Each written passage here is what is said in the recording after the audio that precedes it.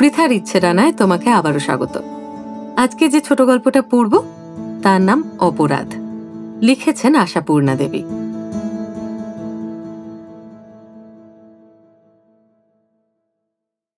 কাণ্ড দেখেছ নীরেন কি লিখেছে?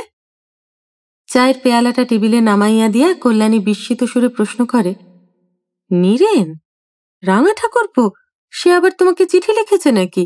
কি লিখেছে?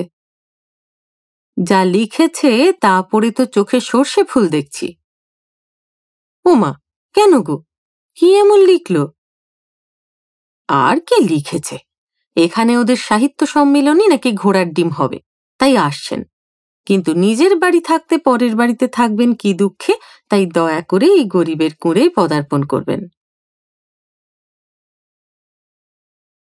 কল্যাণী পরেশের রাগের কারণ বুঝিয়াও হাসিয়া ফেলে, বলে, আপনার লোক আসবে সে তো আনন্দের কথা, এতে রাগ কেন তোমার?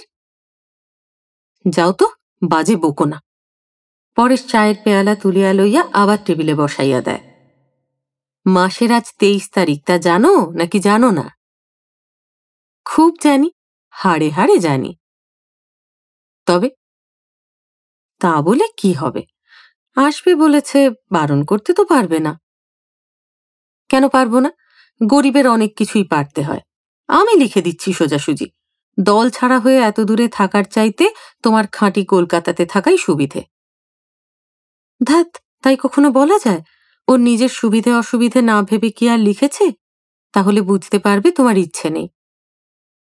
পারলেই বা আর কি করা যাবে, চালাবো কি করে তাই বলো? যদি আমাদের মতো অবস্থার লোক হতো আলাদা কথা ছিল। ওরা কি চালে চলে তা জানো না তুমি?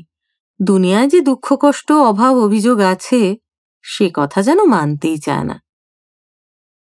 হ্যাঁ জানি, ও বাড়ির কাকার বাড়ি গিয়েছি তো 2-1 বার, নতুন বউ ছিলাম যখন। কি সুন্দর বাড়ি, কি চমৎকার সাজানো, কত গয়না খুড়িমার। হ্যাঁ, তেমনই কি সুন্দর অহংকার, কি চমৎকার লম্বা চাল।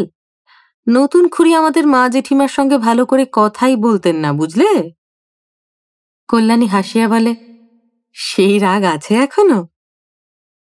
রাগ মোটেই নয়, তবে মনে আছে এই পর্যন্ত। অবশ্যই নীরেন সুরেন বরাবরই ভালোবাসে আমাদের, কিন্তু ওই যা বললাম, দারিদ্র জিনিসটা কি সেটা জানে না বলেই বোধহয় নেহাত অবুঝ। আমাদের খাওয়া পড়া চালচলন দেখলে মিনিটে মিনিটে অবাক হবে, এই আর কি। কল্যাণী মিনিট খানেক চুপচাপ থাকিয়া বলে, কদিন থাকবে? কে জানে কদিন, তবে সপ্তাহখানেকের কম কি আর। এতক্ষণ পরে সর পড়িয়া যাওয়া ঠান্ডা চাটা তুলিয়া লইয়া এক নিঃশ্বাসে শেষ করিয়া ফেলে পরেশ। মুখ দেখিয়া মনে হয় নিমের পাঁচন গিলিয়াছে বুঝি।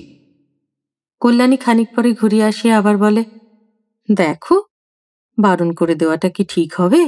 যতই হোক জ্ঞাতি, এই নিন্দেটুকু চিরদিন রয়ে যাবে। লোকলজ্জা বলে একটা কথা আছে তো। আছে, তা পরেশও জানে না এমন নয়, কিন্তু নিজের পকেটের অবস্থা কল্পনা করিলেই যে হাত পা ঠান্ডা হইয়া আসে তার। মাসের শেষের 7-8টা দিন যে কিভাবে চলে একমাত্র ভগবান জানেন। কল্যাণী তো লোকলজ্জার দোহাই পাড়িয়া নিজের বুদ্ধি বিবেচনার প্রমাণ দিল, কিন্তু বিবেচনার আরও একটা দিক কি নাই? পরেশের সারা মাসের সমগ্র সংসারের খরচ নীরেনের 1 মাসের সিগারেটের খরচা হওয়াও বিচিত্র নয়, হয়তো আরও বেশি। তাহাকে ডাকিয়া আনিয়া 7 দিন চালানোই কি সোজা? কিছুটা অন্তত সৌষ্ঠব করিয়া চালানো।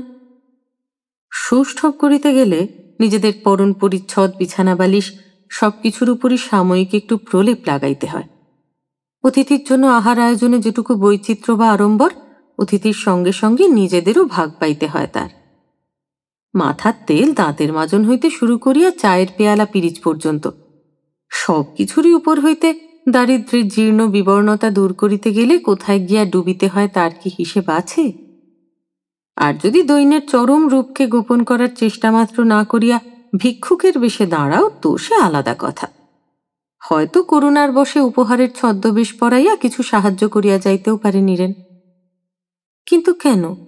চক্ষু লজ্জা জিনিসটা কি এত প্রবল পরাক্রমশালী? কল্যাণীর তাই মত। পরেশই যে একেবারে চোখের চামড়াহীন তাও তো নয়। অনেক ভাবিয়া চিন্তিয়াই সে এমন অভদ্রের মতো প্রস্তাবটা করিতে চাহিতেছিল। কিন্তু ঘণ্টাখানেক ধরিয়া অনেক খসড়ার পর লাঠি বজায় রাখিয়া সাপ মারা কৌশল সম্বলিত একখানি চিঠি খাড়া করিয়া কলমটি সবে নামাইয়া কল্যাণীকে ডাক দিয়েছে পরেশ। হঠাৎ উঠানের দরজার কাছে বহুদিন পূর্বে শ্রুত পরিচিত কণ্ঠটি বাজিয়া ওঠে। কই নতুনদা, খবর কি? বাড়িতে আহটা হতো? মুহূর্তের মধ্যে চিঠিখানা বিছানার তলায় চালান করিয়া দিয়া বিবর্ণ মুখে হাসি টানিয়া আনিতে আনিতে পরেশ ঘরের বাহিরে আসিয়া দাঁড়ায়। আরে তুমি আজকে এসে পড়লে যে? এই তোমাকে চিঠি লিখতে বসেছিলাম। নীরেন পিছনের কুলিটার হাতে খুচরা গনিয়া পয়সা দিতে দিতে সহাস্যে বলে, কি লিখছিলে? ভাষা? যদিও তুমি আসিবে শুনিয়া যার পর নাই আনন্দিত হইলাম, কিন্তু ইত্যাদি। অতএব কুলিবাহিত ঝকঝকে চামড়ার সুটকেসটা এবং নীরেনের গায়ের ঝকঝকে গরদের পাঞ্জাবিটার পানে চকিত দৃষ্টি ফেলিয়া পরেশ হু হু শব্দে হাসিয়া ওঠে। তা কেন, সোজাসুজি বলেই দিচ্ছিলাম, এসো না হে ভায়া, আমার এখানে জায়গা হবে না। তোমার বৌদি আবার নিজেদের নিভৃত কুঞ্জে বাইরের লোকের ভিড় পছন্দ করেন না কিনা? যে সুরে বলা হয় কথাটা, তাতে অবশ্য সন্দেহ থাকে না যে নিতান্তই পরিহাস এটা। বলা বাহুল্য, কল্যাণীও আসিয়া দাঁড়াইয়াছিল। মিথ্যা রাগের ভান দেখাইয়া বলে, দেখছো রাঙা ঠাকুরপো, দেখো খামোখা ভদ্রমহিলার নামে কিরকম মিথ্যে অপবাদ দেওয়া। মানহানির মামলা আনুন বলিয়া উঠিয়া আসে নীরেন। কই ছেলে মেয়েদের দেখতে পাচ্ছি না যে? গেছে খেলা করতে, আসবে এক্ষুনি। তারপর তোমার খবর কি?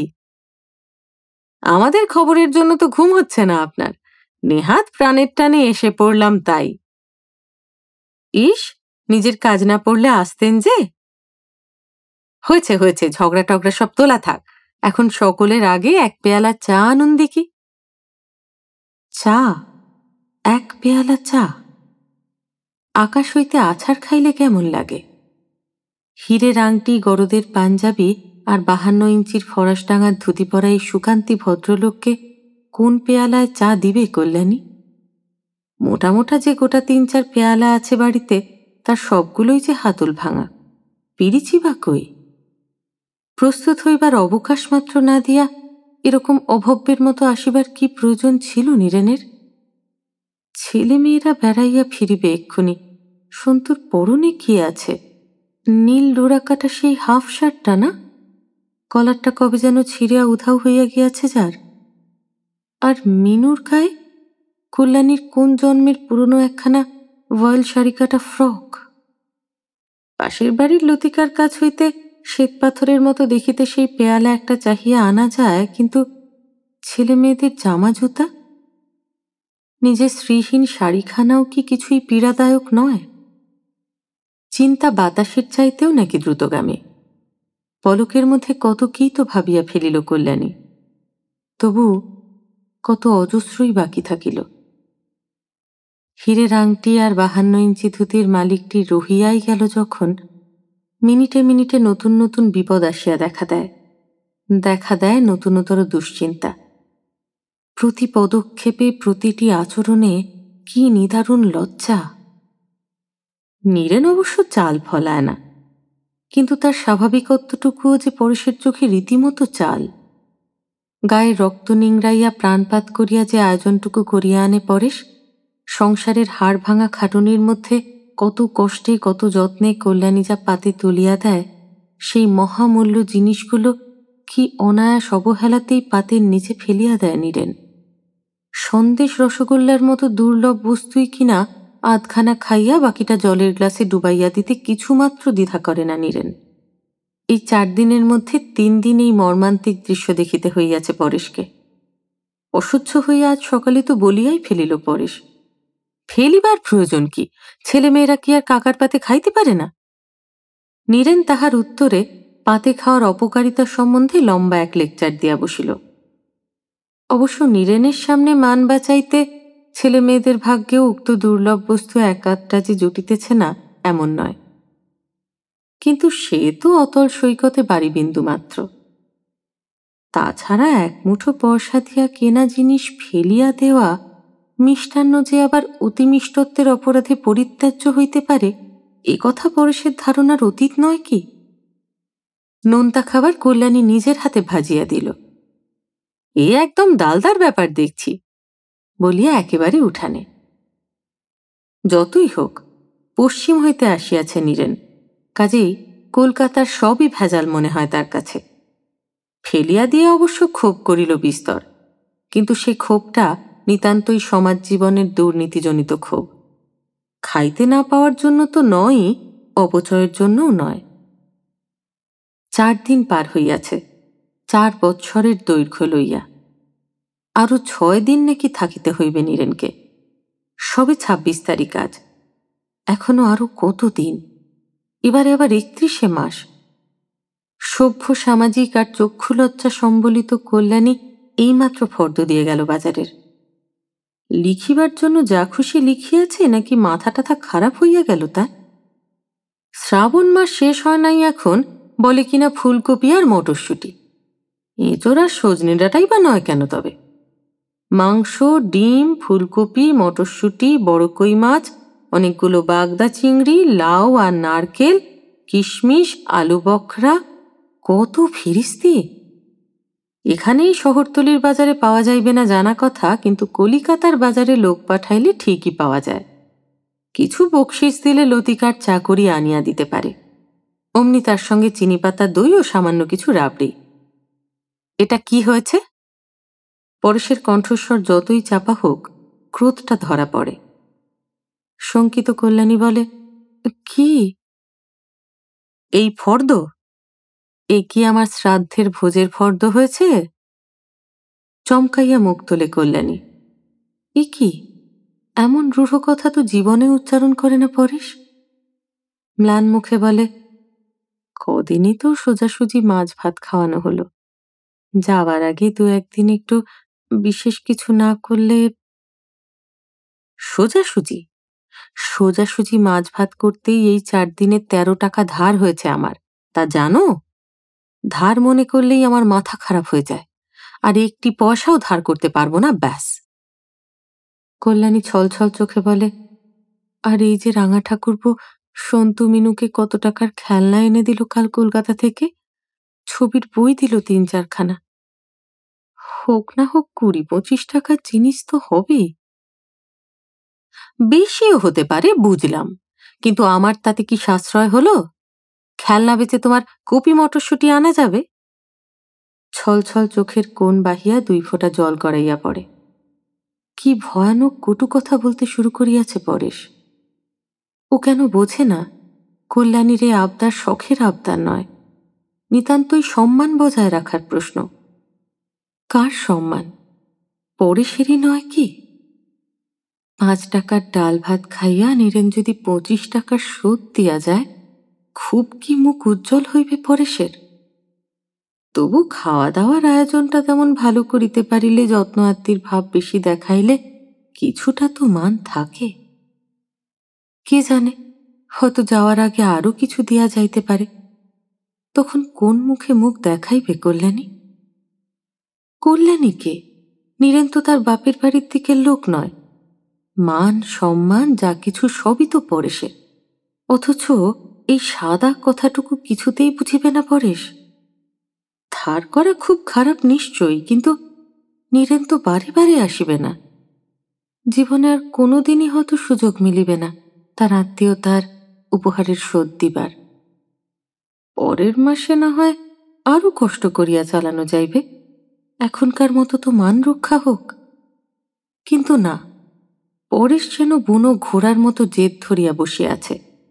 অনেক তর্কের পরও ধার আর 1 পয়সাও করিতে রাজি হয় না সে। হ্যাঁ, ভালো ভালো দামি জিনিস আনিয়ে দিবে না কেন? কল্যাণী দিক টাকা, যদি তেমন সঞ্চিত অর্থ তার কাছে থাকে কোথাও। হায় ভগবান, পরেশ কি জানে না কল্যাণীর কোথায় কি আছে?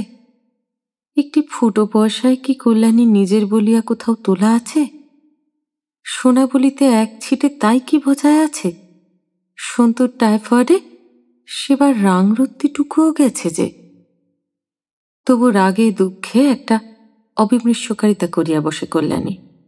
বেশ, তুমি ধার করো এখন, শোধ আমি দেব। বটে, তাই নাকি? তা বেশ, ভালো ভালো, বেশি করে কিছু নাও না, বরং যাবার সময় নীরেনের বউ ছেলের নাম করে 1 হাঁড়ি মিষ্টিও দেওয়া যাবে 10 টাকা দিয়ে। কুটিল একটু হাসি হাসিয়া পরেশ ফর্দটা হাতে বাহির হইয়া যায়। কিছুক্ষণ পরে নীরেন আসে। যা ভয় করিয়াছে কল্যাণী ঠিক তাই। কলিকাতা হইতে কল্যাণীর জন্য দামি একখানা শাড়ি আনিয়া হাজির করিয়াছে নীরেন। ছি ছি, কি কাণ্ড রাঙা ঠাকুরপো! না ভাই, কক্ষনো না, এ শাড়ি নিতে পারবো না আমি। শুধু শুধু তুমি কেন এত খরচা করবে? নীরেনকে কথায় হারানো সহজ নয়। রাগ করে না, হেসে বলে, শুধু শুধু মানে কি? অর্থের সার্থকতা তো নারীর অঙ্গে। ধরুন এই টাকার যদি আমি ট্রাউজার করিয়ে আনতাম, তাকে দেখতো কেউ? আর শাড়ি কিনে শুধু নিজের চোখেরই সুখ নয়, পছন্দর তারিফটা উপরি পাও না। আচ্ছা বলুন তো, পছন্দ আছে কিনা আমার? খুব আছে, কিন্তু যাকে মানায় তাকেই দেওয়া উচিত। আমি আর কখন কোথায় যাচ্ছি? দামি শাড়ি নিয়ে কি করব আমি? এ তুমি রাঙা বউয়ের জন্য নিয়ে যাও।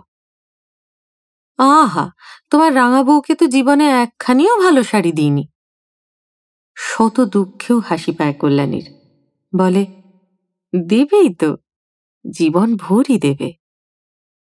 আরে বাপু, সে তো বলা বাহুল্য, তাই বলে সাধ হলে জীবনেও আর কারুর জন্য একখানি শাড়ি কিনতে পাবো না, এরকম কোনো লেখাপড়া আছে কি? কিন্তু সত্যি রাঙা ঠাকুরপো, এটা নিতে মোটে মন সরছে না। তাই না হয় সাধারণ আটপৌরি শাড়ি দিতে একটা। দায় পড়েছে, নাই দিলাম। তোমার দাদা কিন্তু রাগ করবেন। তাই নাকি? তা ভালোই তো, 2 মুঠো চাল বেশি নেবেন। এ মানুষের সঙ্গে কে তর্ক করিবে? তোমাকে নিয়ে আর পারা যায় না, গছাবে তবে ছাড়বে আর কি। এই এতক্ষণে যে চিনতে পেরেছেন আমায়, এর জন্যে ধন্যবাদ। রাত্রে কল্যাণী পরেশকে দেখায় শাড়িখানা, সোনালি জরির তাবিজ পাড় টাঙাইল শাড়ি। ভাবিয়াছিল পরেশ রাগ করিবে, কত তর্ক করিতে হইবে, কিন্তু ব্যাপারটা হইল অন্যরকম। বাহ, বেশ কাপড় বলিয়া 1 মিনিটের মধ্যে পাশ ফিরিয়া ঘুমাইয়া পড়িল পরেশ। যেন কল্যাণী শাড়ি পাইয়া আনন্দে গদগদ হইয়া উঠিয়াছে, অতএব তাহার আর গ্রাহ্য করিবার কিছু নাই। কল্যাণীর সামনে যাই করুক, দয়া করিয়া যে নীরেনের সামনে বিরক্তি প্রকাশ করে না পরেশ, এই ঠের। বরং খুব হাসি খুশি করিয়াই কটা দিন কাটে। কল্যাণীর মনের মতো করিয়াই আয়োজন করিয়া আনে পরেশ। দিব্য হইচই করিয়া খাওয়া দাওয়া হয়, সন্ধ্যার পর জ্যোৎস্নায় বেড়াইতে যাওয়া হয় সপরিবারে। শহরতলির এই অঞ্চলটা কারখানা বহুল হইলেও রাত্রে মনোরম দেখায়।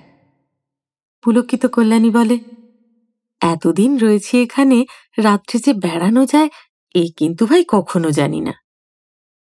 আশ্চর্য! আচ্ছা নতুন দা, এতে তো আর পয়সা খরচ হয় না, বেরোলেই পারো। কিপটে বলিয়া পরেশকে যখন তখন ঠাট্টা করে নীরেন।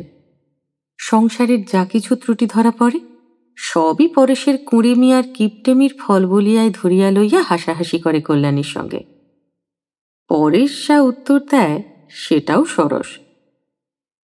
যাইবার আগের দিন কিন্তু কিছুতেই আর কল্যাণীকে হাসানো গেল না। কি যেন এক মামলায় হারিয়া সর্বশান্ত হইয়াছে সে, এমনই ভাব।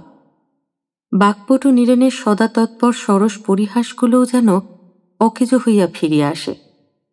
শেষ পর্যন্ত পরেশকে বলিতে হয়, কি গো, তোমার যে দস্তুর মতো বিরহ লেগে গেল। পরিহাস বটে, তবু কিছু কি ঈর্ষা জড়ানো আছে? কিন্তু কথাটা কি নিতান্তই পরিহাসের? রুক্ষ একঘেয়ে জীবনে এতটুকু সরসতার প্রলেপি কি কম মূল্যবান? যাকে তাই বলিয়া বিরহটা এতটা জোরালো হওয়া উচিত নয় যে মানুষটা উপস্থিত থাকিতে থাকিতেই বিরহের বাষ্পে কণ্ঠ রুদ্ধ হইয়া কথাই বন্ধ করিয়া দিবে। এটা যেন নিতান্তই বাড়াবাড়ি। একে মন খারাপ রহিয়াছে কল্যাণীর, পরদিন আবার ঘটিল একটা বিশ্রী ঘটনা। সোনার বোতাম শুদ্ধ সিল্কের শার্টটা পরশু না কবে যেন দালানের আলনায় রাখিয়াছিল নীরেন। এমন তো প্রতিদিনই রাখে। খোঁজ করিতে গিয়া দেখে জামা আছে, বোতাম নাই। অথচ ঝি চাকর বলিতে কিছুই নাই কল্যাণীর সংসারে। খোয়া গেল বোতাম জোড়াটা, আর ঠিক সেইটাই যেটা নীরেনের বিবাহের আশীর্বাদী জিনিস। সারা সকাল সারা বাড়ি তোলপাড় করিয়া বেড়ায় পরেশ। সম্ভব অসম্ভব সকল জায়গায় খুঁজিয়া খুঁজিয়া হয়রান হয়ে পড়ে। পরেশের বাড়ি বেড়াইতে আসিয়া ক্ষতিগ্রস্ত হইল নীরেন, এটা যেন পরেশেরই কি এক অপরাধ। কল্যাণীও চিন্তাক্লিষ্ট ম্লান মুখে নীরবে কাজকর্ম করিয়া যায়। নীরেন নিজে কিন্তু খোঁজাখুঁজির মধ্যে যায় না, গুম হইয়া থাকে। বড় বেশি যেন বিচলিত দেখায় তাকে, কি যেন অগাধ ক্ষতি হইয়াছে তার। অথচ সামান্য একজোড়া বোতাম, ভরি দেড়েকের বেশি সোনা যাহাতে নাই। এটুকু ক্ষতি সত্যিই কিছু এমন মারাত্মক নয় নীরেনের পক্ষে। বিবাহে পাওয়া জিনিস বলিয়াই কি? খুঁজিয়া খুঁজিয়া শেষ পর্যন্ত হাল ছাড়িয়া দেয় পরেশ। প্রায় কাহিল হইয়া বসিয়া পড়িয়া বলে, না, কোথাও পাওয়া গেল না। আশ্চর্য! আশ্চর্য হবার কিছুই নেই, নীরেন গম্ভীর মুখে বলে। জানতাম পাওয়া যাবে না, মিথ্যে খাটলে। তার মানেটা কি নীরেন? আহত স্বরে পরেশ বলে, তোমার কথার টোনটা তো ভালো নয়। তোমার কি কোনো সন্দেহ হচ্ছে? সন্দেহের কথা হচ্ছে না।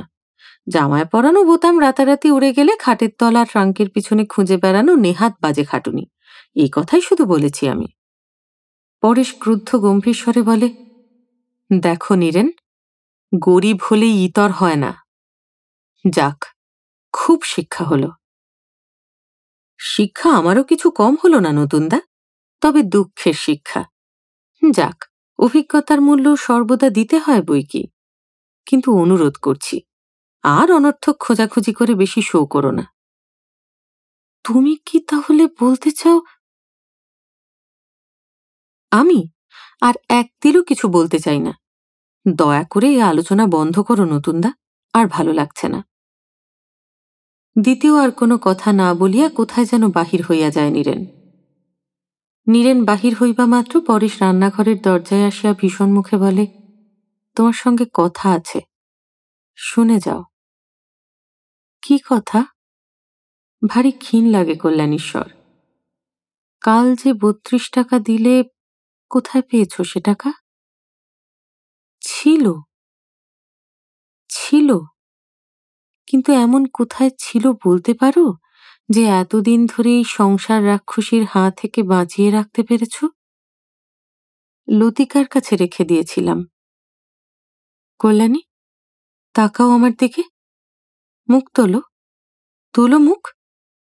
ছি ছি কল্যাণী, এত ইতর হয়ে যেতে পারো তুমি? এ যে কল্পনার বাইরে। উফ! এইমাত্র বড় মুখ করে বলে এলাম নীরেনকে, গরিব হলেই ইতর হয় না।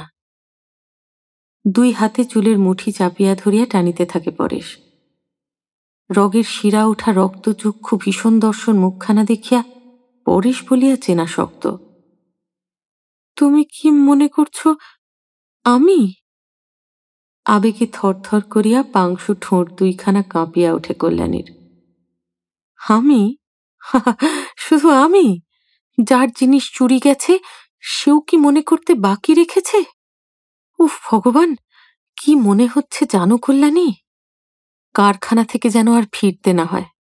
মেশিনের দাঁতে আটকে বা বয়লারের মধ্যে পড়ে গিয়ে যেমন করে হোক এই ঘৃণ্য জীবন শেষ হয়ে যায় যেন। বলিতে বলিতে যেন নিজেকে আর সামলাইতে পারে না পরেশ। ঘৃণ্য ধিক্কারের তীব্র তিক্ত কটু কথায় যত কিছু ভাষা জানা ছিল, তাহার সবগুলি উচ্চারণের পর অবশেষে ঊর্ধ্বশ্বাসে কারখানায় ছোটে। কলের বাঁশি বাজিয়াছে কি আজ? পরেশ তো চলিয়া গেল, আর নীরেন, সে কি আর ফিরিল? ফিরিল বই কি, যাত্রার আয়োজন করিতেও তো আসার প্রয়োজন আছে কিছু। তাছাড়া আরও একটা প্রয়োজন কি নাই? বিদ্রূপের ছলে কল্যাণীকে দু একটা কথা শুনাইয়া দিবার ইচ্ছাটাকে দমন করিতে পারে না কিছুতেই। বেশি কথা নয়, শুধু এইটুকু, শ্রদ্ধা করিয়া ভালোবাসিয়া কেউ একখানি শাড়ি উপহার দিলে তোমার গ্রহণ করিতে আত্মসম্মানে আঘাত লাগে। কেমন লাগে না শুধু এইভাবে উচ্চবৃত্তি করিতে? স্ত্রীলোক মানেই কি অভিনেত্রী? কল্যাণী, কিশোরী বালিকার মতো সরল সহজ কল্যাণী, অন্তত নীরেনের ধারণা ছিল তাই। সেই কল্যাণী যেন আকাশ হইতে আছাড় মারিয়াছে নীরেনকে। চোখ বুঝিয়ে অস্বীকার করিবারও পথ রাখে নাই যে। সরল শব্দটার অপব্যবহার করিয়া কাজ নাই। ঘরের মেঝে অপরাধের প্রমাণপত্র ফেলিয়া রাখিয়া যে নিশ্চিন্ত চিত্তে ঘুরিয়া বেড়াইতে পারে, মূর্খ বলাই উচিত তাহাকে। মূর্খ কল্যাণী রাতারাতি স্যাকরা ডাকিয়া বোতাম জোড়াটা বিক্রয় করিয়া ফেলিবার মতো বুদ্ধি খরচ করিতে পারিল না স্যাকরার হাতে লেখা রসিদটুকু লুকাইতে? রাবণ রাজার মতো নিজের মৃত্যুবান সযত্নে তুলিয়া রাখিল নিজেরই ঘরে। অবশ্য সযত্নে রাখা ছাড়া উপায় ছিল না। আপাতত পুরা টাকাটা শোধ করে নাই বলিয়াই বোধ করি স্যাকরা মহোদয় এটুকু কল্যাণীর কাছে রাখিয়া গিয়াছিল। পরেশের খোঁজাখুঁজির তছনছ কাণ্ডে বাহির হইয়া পড়িয়াছে। পকেট হইতে সেই প্রমাণপত্রটুকু বাহির করিয়া লয় নীরেন। কিছু না, কেবলমাত্র কাগজটুকু কল্যাণীর সামনে মেলিয়া ধরিয়া প্রশ্ন করিবে, এ বস্তুটা কি? দেখা যাক কল্যাণীর দিক হইতে বলিবার মতো কি আছে। জিভের আগায় কয়েকটা শ্লেষ মিশ্রিত কঠিন ভাষা সাজাইয়া লইয়া রান্নাঘরের সামনে আসিয়া দাঁড়ায় নীরেন। দাঁড়ায় না দাঁড়াইয়া পড়ে? কই সেসব কথা কই? অতি বাক্পটু নীরেনের বাক্য হরণ করিয়া লইল কে? শুনাইয়া দিবার মতো তীক্ষ্ণ ভাষা দূরে থাক, ডাকিবার মতো কণ্ঠস্বরও থাকে না যে। ঘরের বাহিরে দাঁড়াইয়া অমন নিষ্পলক দৃষ্টিতে তাকাইয়া থাকে কেন ঘরের ভিতরে অবস্থিত ব্যক্তিটির মুখপানে? কি আছে সে মুখে? লজ্জা, অপমান, ভয়? হয়তো তাই, কিন্তু শুধুই কি তাই? মুখের ভাষা পাঠ করিবার মতো বিদ্যা নীরেনের আছে? না থাকিলে অতক্ষণ নির্নিমেষ দৃষ্টিতে চাহিয়া থাকে কেন? চাহিয়া চাহিয়া একসময় হঠাৎ হেঁট হইয়া একটি প্রণাম রাখে দরজার বাহিরে।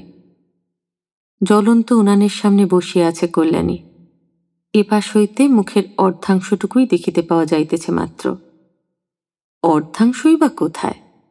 আগুনের আভায় আলো ছায়ার খেলা। বিবর্ণ গালের একটু কোণ, চোয়ালের হাড়ের একটা কঠিন রেখা, একটিমাত্র অবনমিত আঁখি পল্লব, রগের কাজ ঘেঁষা উড়ন্ত কয়গাছি রুক্ষ কেশ, এইটুকু। ইহার উপরেই কি লেখা রহিয়াছে কল্যাণীর সারা জীবনের ব্যর্থতার ইতিহাস, ধ্বংসের ইতিহাস? আঁকা রহিয়াছে নিরুপায় মনুষ্যত্বের গ্লানি। নীরেন পাঠোদ্ধার করিয়াছে সেই প্রস্তুরীভূত অনুক্ত কাহিনীর। কিন্তু করিলেই বা কি?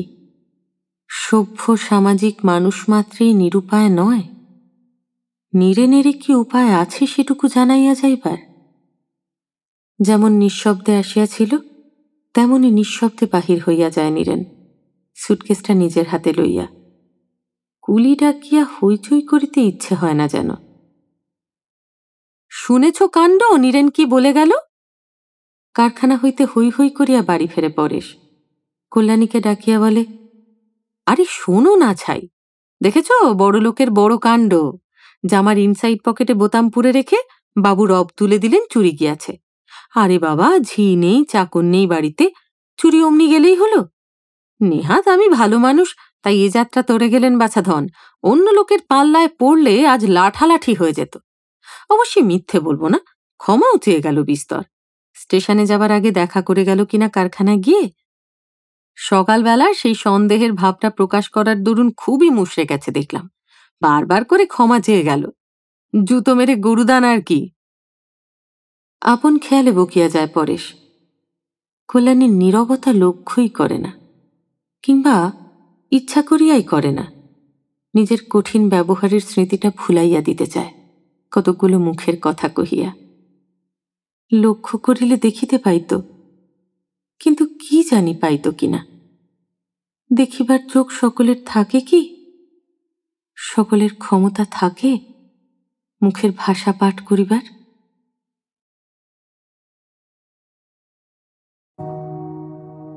কল্যাণী নিজের আত্মসম্মান ভুলে তার সাধের সংসার এবং স্বামীর সম্মান বাঁচাতে যে অপরাধ করল, তার জন্য তার স্বামী পরেশই তাকে ভীষণ রকম অপমান করল।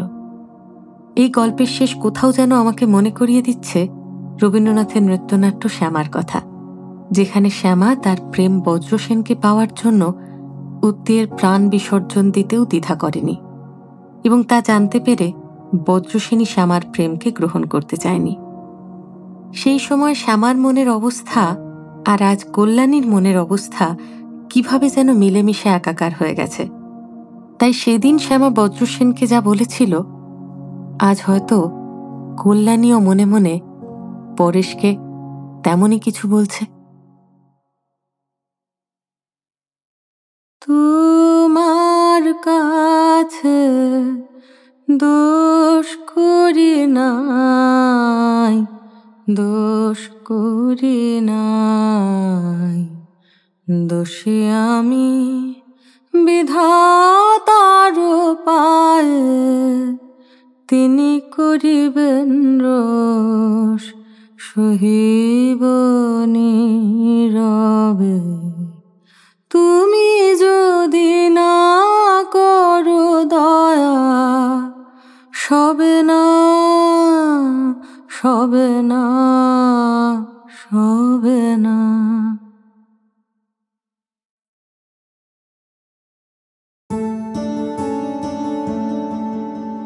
কেমন লাগলো তোমার আজকের গল্পটা? তোমার কি মনে হলো অপরাধটা ঠিক কার? জানাতে ভুলো না। আর তার সঙ্গে যদি গল্পটা ভালো লেগে থাকে তাহলে গল্পটা লাইক করো, প্রিয় মানুষের সঙ্গে শেয়ার করো। চ্যানেলটা এখনো সাবস্ক্রাইব না করে থাকলে তাড়াতাড়ি সাবস্ক্রাইব করে দিও। আর অনেকখানি ভালোবাসা নিয়ে অপেক্ষা করো আমার পরের গল্পের জন্য। খুব ভালো থেকো।